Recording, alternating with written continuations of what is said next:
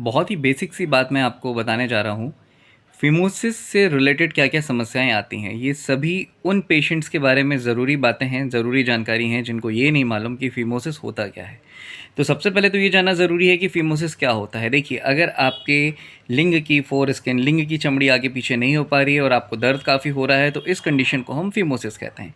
अब इसके नुकसान क्या होते हैं? पहली बात तो ये है कि आपको जब ग्लैंड्स पेनिस ही खुलकर बाहर नहीं आ पाएगा, तो अंदर गंदगी जमेगी, स्मैग्मा डिपोज़िशन होगा और इस गंदगी में फिर धीरे-धीरे इन्फेक्शन संक्रमण पैदा शुरू होगा, जिसे अपन स्मैग्मा डिपोज़िशन कहते हैं।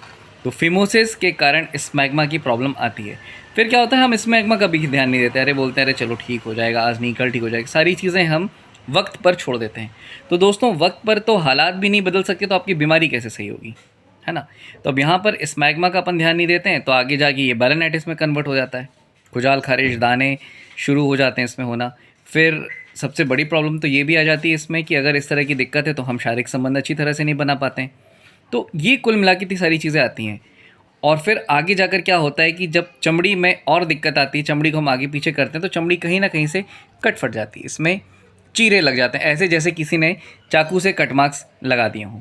तो ये सारी चीज़ें होती हैं कुल मिलाकर फ़िमोसिस में। अगर आपको भी इस तरह की कोई दिक्कत आ रही है, तो आप दिए गए नंबर पर संपर्क कर सकते हैं, परामर्श ले सकते हैं। धन्यवाद।